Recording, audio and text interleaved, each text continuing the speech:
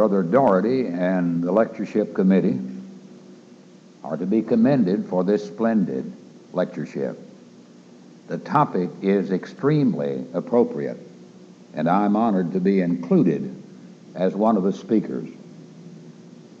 The name Denver Cooper has been in my memory for many, many years. He was at Freed Hardeman before I was, but I heard the name, and then when I came to West Virginia in 1944, I continued to hear it. I worked with Brother Wallace E. Skipper, who tells me probably more than I want to know about Brother Cooper. But I told him a few minutes ago that when I grow up, I want to preach just like he does. That was an outstanding lesson. I can remember, and I know he can, when men preach like that regularly. But now we're so concerned about building up people's self-esteem that we're not preaching much Bible in many places. I mentioned last night this book by Robert Bork, who, as you remember, was considered and rejected for the Supreme Court. His book is called Slouching Toward Gomorrah. If you do not have it, may I recommend that you get it. And if you can't afford it, Brother Cooper will buy it for you. Judge Bork discusses many of the topics that we're discussing.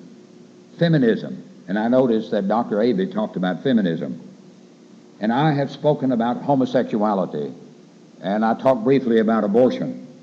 There is also a section on American education, excellent discussion of what is happening in our country. On page 263 and following, he talks about the New Age movement, although he does not use that term. I want to read two paragraphs. As to the first, and I'll not go back and get that, we have become so accustomed to astrology columns in daily newspapers that we no longer reflect on just how preposterous it is that people in a high scientific and rational culture should pay any attention to astrology. Yet a psychiatrist told me that he estimated about 25% of his colleagues, now these are men with medical degrees, believe in astrology. 25%. Important people, like the First Lady of the United States, and I'll mention her again in a moment, arrange their affairs according to the astrologer's advice. There are, in fact, 10 times as many astrologers as astronomers in this country. I remember laughing out loud when on a cab ride from LaGuardia Airport to Manhattan, I saw a billboard offering psychic counseling over a 900 telephone number. And of course you see that regularly on television. Who could be so foolish as to pay to listen to a psychic? Lots of people, apparently. Now the psychics advertise on television.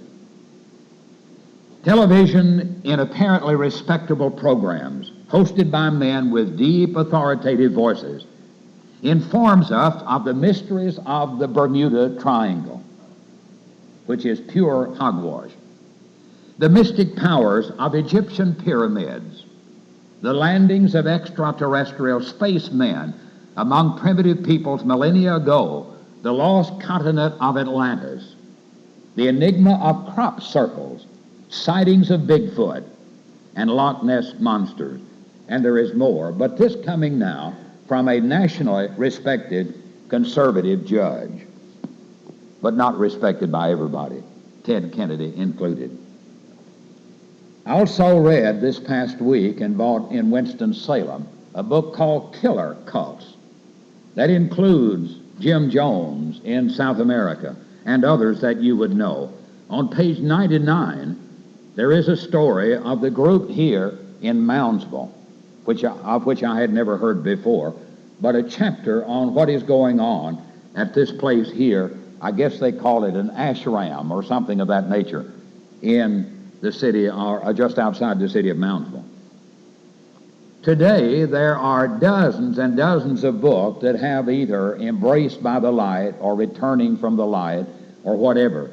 And these are books about people who claim that they died and went to wherever and were comforted by the light. And these books are appearing by the hundreds in the United States. This one is written by one of the better known writers in the New Age movement, a man by the name of Brad Steiger. What is absolutely amazing about the New Age movement is the number of books that are being published. A few months ago, I was in the city of Huntsville, Alabama, and some of you have asked where Fayetteville is, and we're 25 miles from downtown Huntsville. But I asked the young man in the New Age bookstore how many separate titles he had on the New Age movement, and that would include channeling and witchcraft and UFOs and so on. And they had 3,500 titles.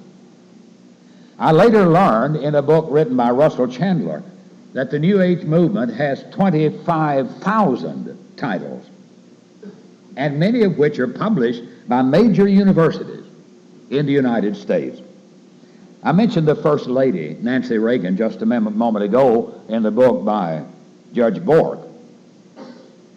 I just recently read a book by Joan Quigley, and if that name is not familiar to you, she was the White House astrologer. Her book is entitled, What Does Joan Say? My 7 years as White House astrologer to Nancy and Ronald Reagan. And frankly, I really do not care what Joan says. But we have to know what these astrologers are saying, and she is the top of the list of important astrologers because of her connection with Ronald and Nancy Reagan. I want to read just a few excerpts from her book. You need to get a copy of it because it really is an eye-opener.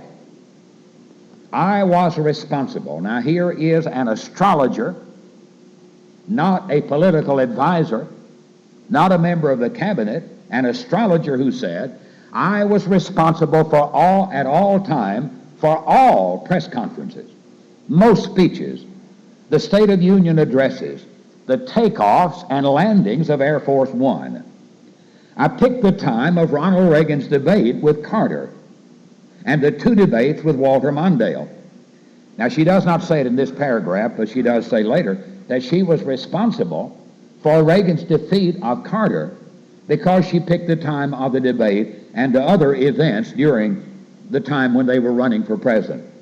I delayed President Reagan's first operation for cancer from July the 10th, 1985 to July the 13th and chose the time for Nancy's mastectomy.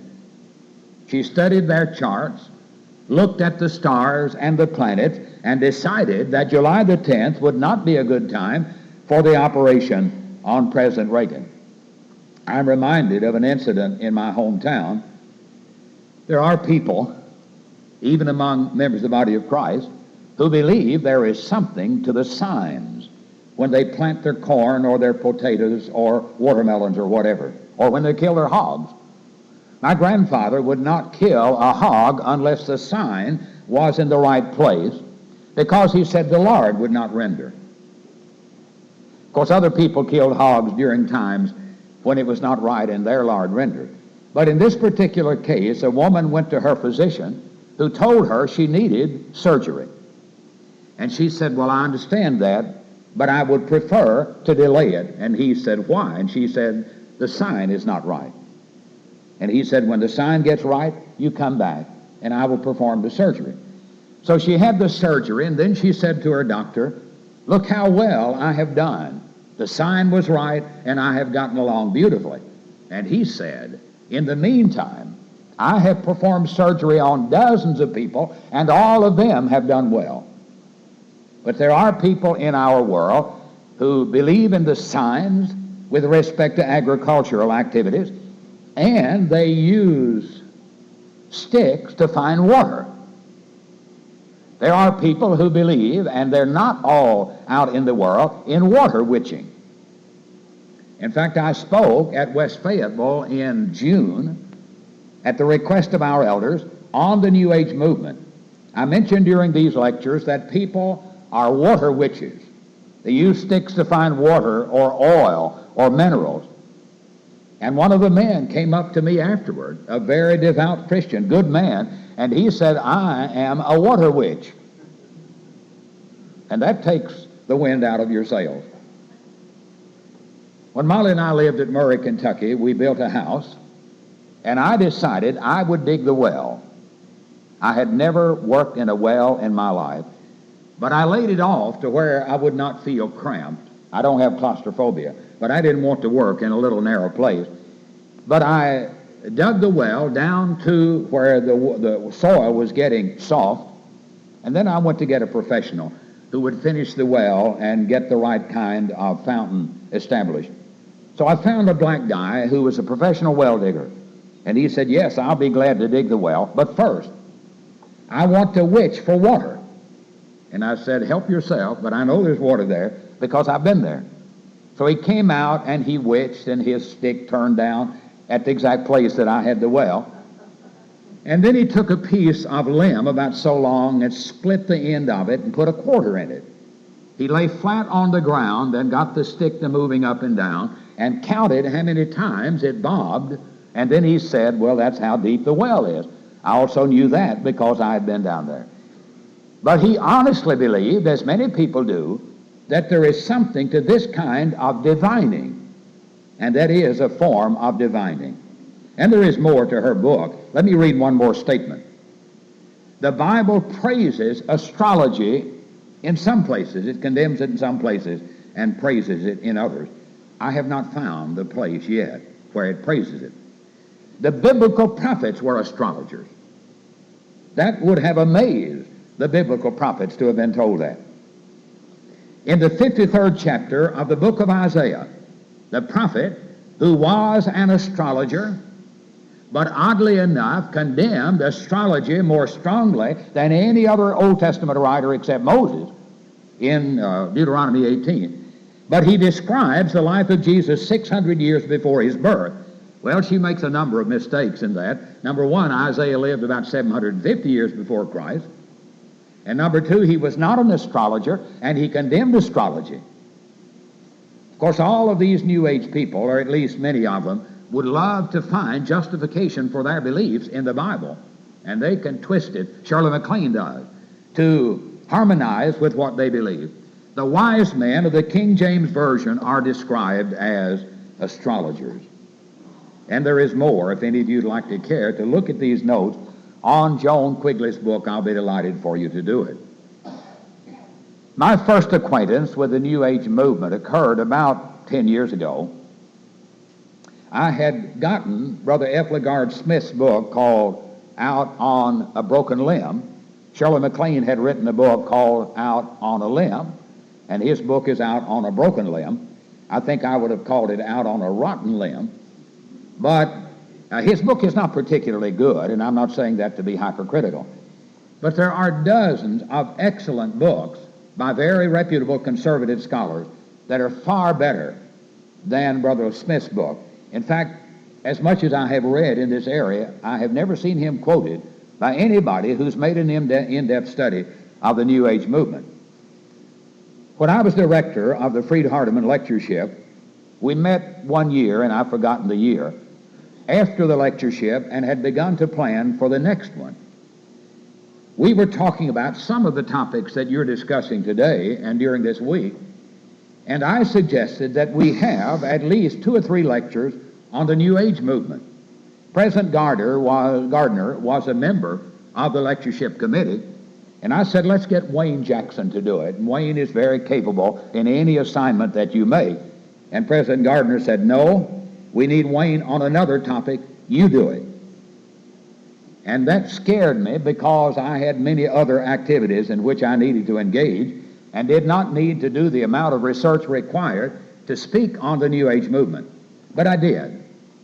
And since that time, I have read literally hundreds of books and feel that I still am not well acquainted with what is happening in the New Age movement. As I mentioned a few minutes ago, there are 25,000 titles, and that's more than many small colleges have in their library. Russell Chandler has written a book called Understanding the New Age Movement. If you're going to buy just one book, then this is the one you need. Chandler was, although he is not anymore, religion editor of the Los Angeles Times.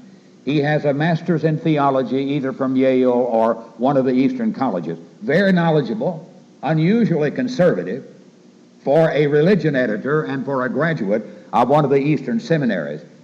But he gives an overall view of almost every phase of the New Age movement. But he mentioned when he started writing the book, he told a friend, I'm taking a 6-month leave, and I intend to read in the New Age movement and to write a book on it. And the friend said, you can't do both. If you're going to read, you can't write because there's too much to learn. And then Russell Chandler learned just how many books there are. And there are literally thousands of them. Each time I go into a new city, like I was in Winston-Salem this past week, I try to go to all the bookstores that I can find and look for New Age books, and particularly books by those who are outstanding in the field, like Brad Steiger. I think he's written about 100 books, many of them not New Age, some of them are novels. The New Age movement is not new in some senses, and yet there are other senses in which it is. It has attracted in the United States literally millions of people. And these are new to the religious scene, new to the so-called spiritual scene. And I think I can understand why this is happening. The media, particularly television, are pushing New Age ideas, and you know that if you watch on a regular basis. Besides, many people are discouraged with what they see on the religious scene. Churches are compromising. They're not preaching anything distinctive. And yet millions of people are searching. They really want some connection with the power behind the universe, or powers, in case it happens to be plural. So there are people searching. We, in many cases, are not providing the answers they need. So the New Age movement has as many as 60 million people in the United States alone who are involved in one phase or another of the New Age movement. The leaders in the New Age movement are also new to any spiritual movement. The leaders, or gurus, as they're sometimes called, range all the way from Shirley MacLaine, who is grossly immoral, to people like Brad Steiger, a very capable writer, and to men who have been within the Restoration movement, Arthur Ford and Edgar Casey. Arthur Ford died in 1971. He had been educated at Transylvania University at Lexington, Kentucky, and was a preacher of the Disciples of Christ. Edgar Casey, who is the #1 psychic in the United States of all time, died in 1947, grew up at Hopkinsville, Kentucky, is called sometimes the sleeping prophet because he would go into a trance to deliver his spiritual messages. But both of these men had connections with the churches of Christ, or the Christian church, or the Disciples of Christ. Edgar Casey claimed that he had read the Bible every year for his life on earth, and I believe he was 67 when he died, and was a Bible teacher in the Christian church in Hopkinsville, Kentucky. It really is strange to me that these men with that kind of background should engage in superstition, paganism, voodoo religion. The leaders come, oddly enough, from all branches of science, religion, the entertainment industry, academia, and so on. In fact, I noticed a book in one of the stores in Winston-Salem by an American physician and his wife, and they are both involved in the New Age movement. The ideas and the ideals of the movement are often presented in novel or new ways, and not always unattractive ways, and not always by unattractive people. In fact, millions of people saw Shirley MacLaine's presentation on television. I did not. I wish I had. It was a made-for-television movie called Out on a Limb. I think there were 4 of the 1-hour video programs. Books, magazines, videotapes, audio tapes, movies, and many other methods are being used in order to get the story of the coming age of Aquarius, the New Age movement. The New Age movement has many new twists. It has reached into some of the most influential educational institutions in America.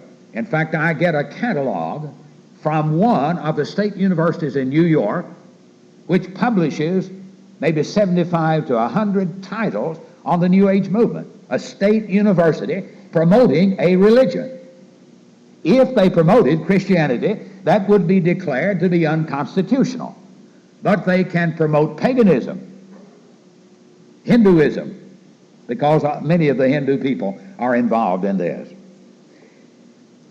The roots of the New Age movement go all the way back to Genesis 3, which I shall not discuss with you at length today, but do you remember that the serpent said unto the woman, "You shall not surely die"? Shirley MacLaine has made statements almost exactly like that. Her mother, and they grew up in the state of Virginia, was seriously ill, and Shirley said to her mother, "Now you know, Mother, even when you leave, you're not going to die." I'm not sure where she was leaving or where she was going, but she was not going to die. And that is one of the major themes of the New Age movement. But reading further, "For God knows that in the day you eat thereof, your eyes shall be opened, and you shall be as gods, knowing good and evil." One of the lectures that I have delivered on this topic on the Freed-Hardeman Lectureship was entitled, "You Shall Be Gods." In the series Shirley made for television, Out on a Limb, she was supposedly in Tibet. She was actually in California. But she held her hands to heaven and said, "I am God. I am that I am." I know better, and so do you. But this lie was invented by the devil. You shall be as God, knowing good and evil. They also emphasize, and Shirley does in all of her books, that we have within us, since we are gods, all the wisdom of the universe. We do not have to read or appeal to authorities. We have all of that within ourselves, and that would indicate that we are God. Now, here is a remarkable aspect of the New Age movement. Dr. M. Scott Peck, an American psychiatrist, retired, wrote a book, I believe in 1982, entitled The Less Traveled Roads. Have any of you seen this book? Many of the so-called Christian bookstores are carrying it. In fact, I went into the bookstore on the campus at Freed-Hardeman, and I noticed they had it in the bookshelf, and I said to the bookstore manager, "Joe, do you know what that book is?" And he said, "No, not really. I have not read it. But one of our board members has a wife who came in and said, 'You need to get that book by Dr. M. Scott Peck.' So Joe ordered it. Dr. Peck is in the New Age movement up to his neck. Now, he has been converted from atheism and secularism to some religious group, but his main contention in his books, and I have 4 or 5 of them, is that we are going to be gods. In fact, he said the goal of humanity is that all of us shall become gods. But in Christian bookstores, in fact, I see it often as I go into bookstores across the United States.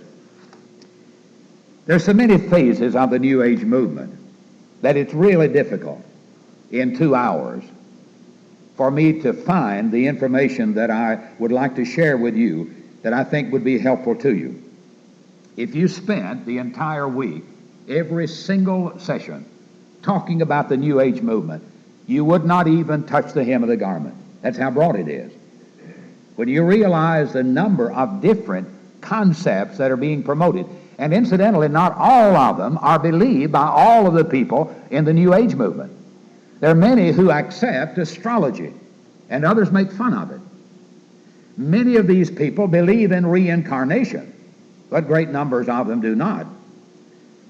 As you would expect in any kind of movement, religious or otherwise, there are always people who become stand-up comics and specialize in making fun, in maybe a generous way, of the people in it. And since I mentioned reincarnation, one man was asked, and this is in Russell Chandler's book, do you believe in reincarnation? And he said, no, I do not believe in it. I used to, but that was in another life.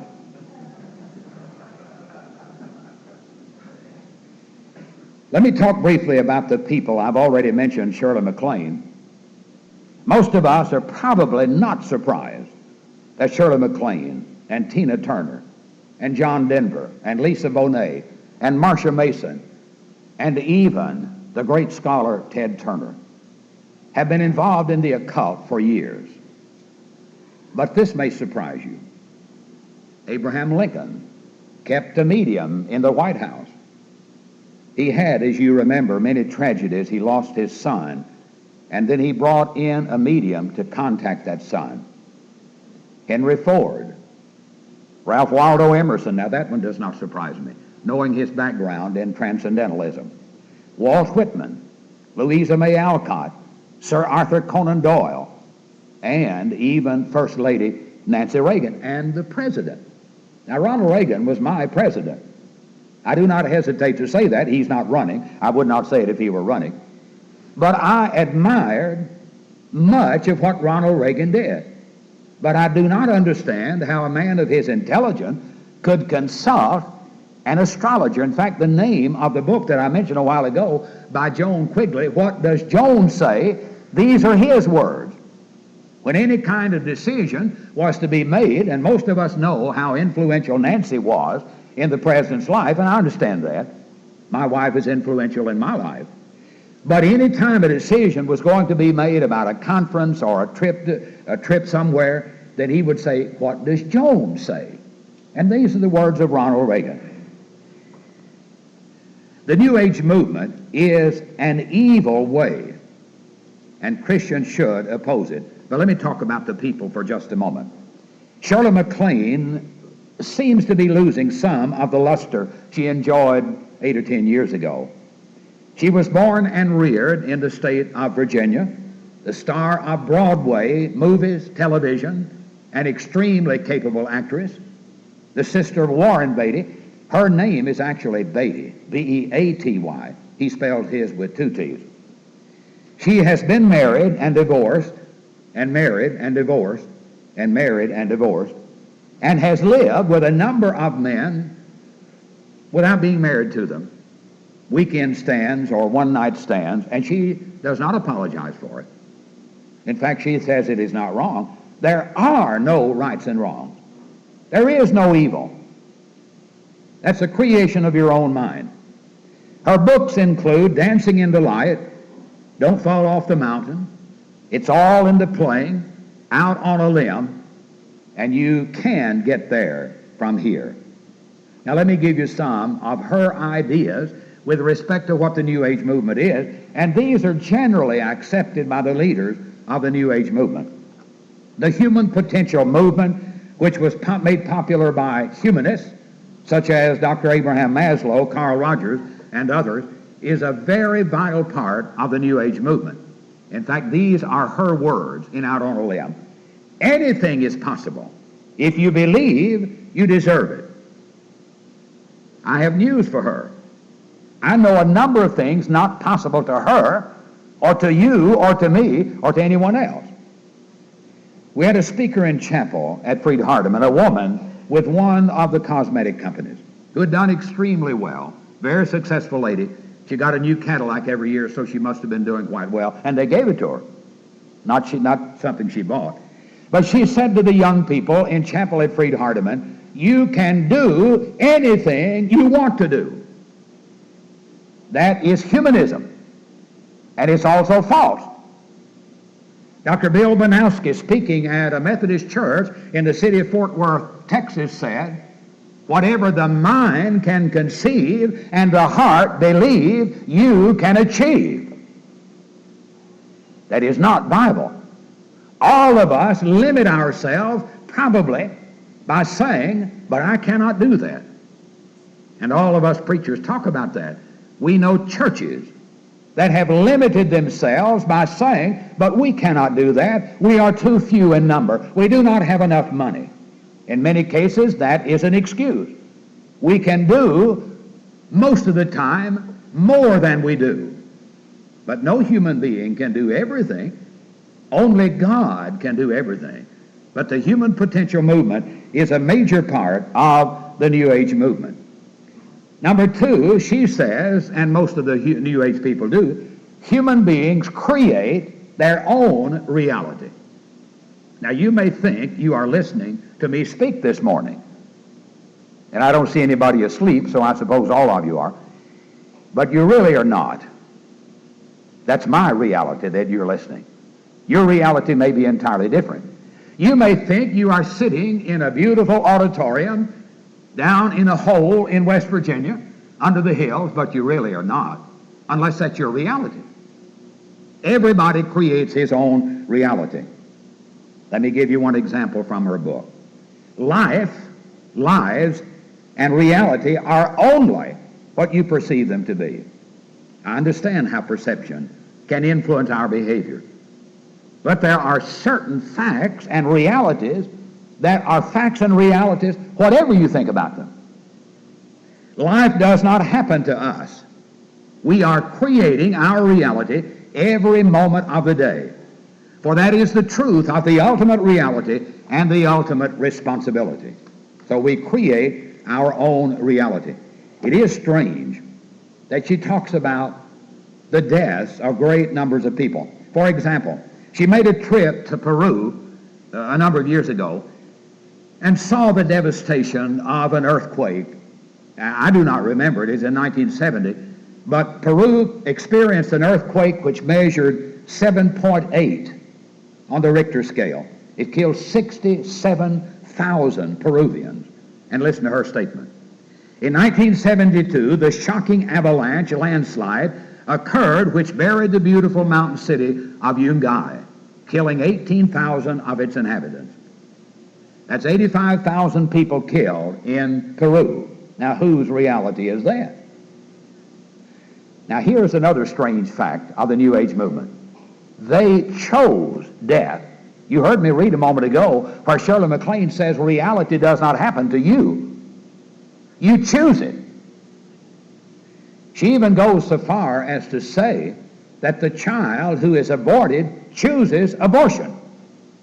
It is being reincarnated, and for some reason it learns in its mother's womb that the world is not what it ought to be, that it is not an ideal atmosphere where that soul can grow.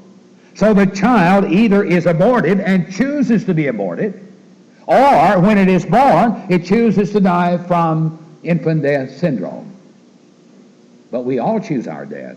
I wonder if all 85,000 of those people in Peru chose their deaths at the same time. According to her theory, they did. And if you know anything at all, you know how ridiculous and unreasonable all of that is. She talks about AIDS in her book, one of her books, and she says, AIDS, if you will notice, has become prevalent and in direct ratio to the homophobia in your social order. AIDS is directly related to the fact that you and I oppose homosexuality. Now, homophobia is a word created by the homosexual community, which absolutely makes no sense. It is designed to make me feel bad when I say, as I do, that homosexuality is sin. That's homophobia. And homophobia can get you fired from almost any major university and from some of our major corporations, such as AT&T. But homophobia is the reason, according to Shirley MacLaine, that AIDS has grown. It is a social consciousness illness. I thought it was a sickness. It is interesting also, and Judge Bork points this out in his book talking about racism, that many of the black leaders, including people like Jesse Jackson, believe that AIDS was created by the white community in order to destroy the black community. And surveys have shown that at least 25% of blacks believe that, and maybe another 25 or 30% think it is possible. A third concept from Shirley MacLaine. There is no evil. It is only the creation of the human mind.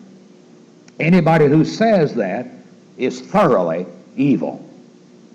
I mentioned last night in my discussion of militant Christianity the many problems we face in the United States, and particularly in the realm of abuse of children and spouse abuse. And I know Shirley MacLaine would oppose that. I have absolutely no doubt that she would say no child ought to be abused. No parent ought to sexually molest a child. No man ought to beat his wife.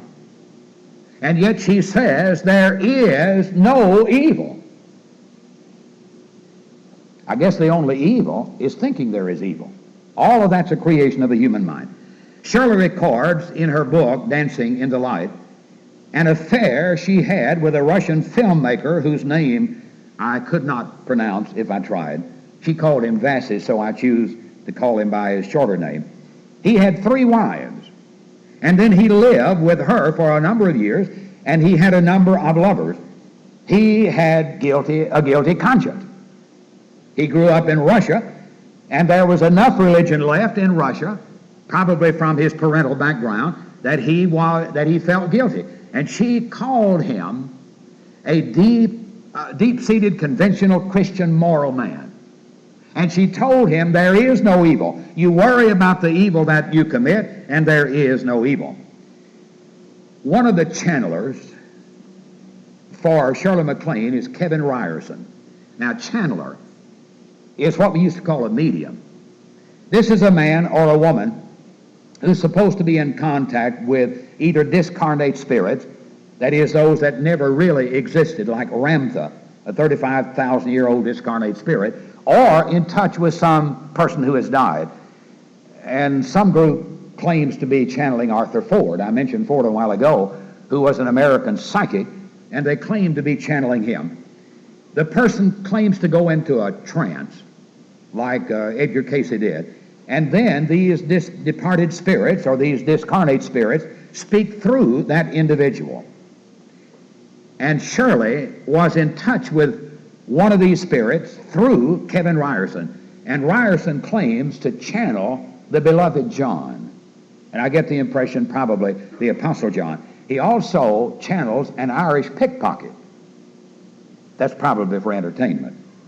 But Kevin Ryerson said to Shirley MacLaine, what you term Satan is merely the force of your lower consciousness as you engage in your struggle to reform and to know God, which has no origin.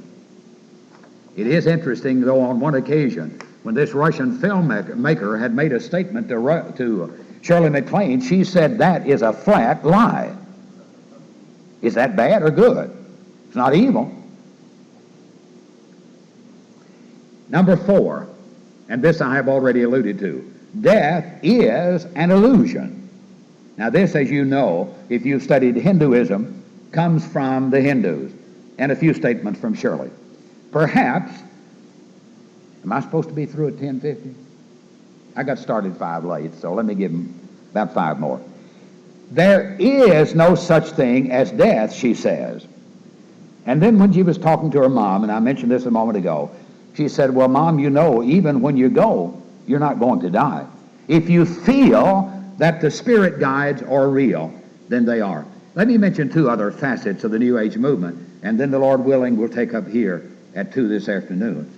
Evolution, not necessarily material evolution, which is taught by Darwin, but evolution of the soul. Now, so far as I could tell, and I have not read all of the prominent people in the area, but most of them believe in Darwinian evolution. Shirley MacLaine does. Arthur Ford did, even though Arthur Ford was supposed to be a disciple of Christ's preacher. But when they start talking about evolution, they normally are not talking about evolution of the body. They're talking about evolution of the soul. When you die, you depart the first time you die. After you're reincarnated, you come back at a different level. But the first time you die, you're on level 1. And then the second time maybe you advance to level 2. And level 7 is the highest. And when you achieve that, then you merge with God. Because you came from God. You're a spark from God. And when you go back, then you merge with God. And that, too, is a part of Hinduism. One other concept, and that of hedonism.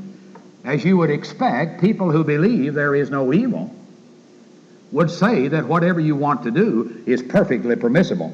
Shirley lived with a man she calls Jerry, according to her story. He was a member of the English Parliament. But he is a figment of her imagination.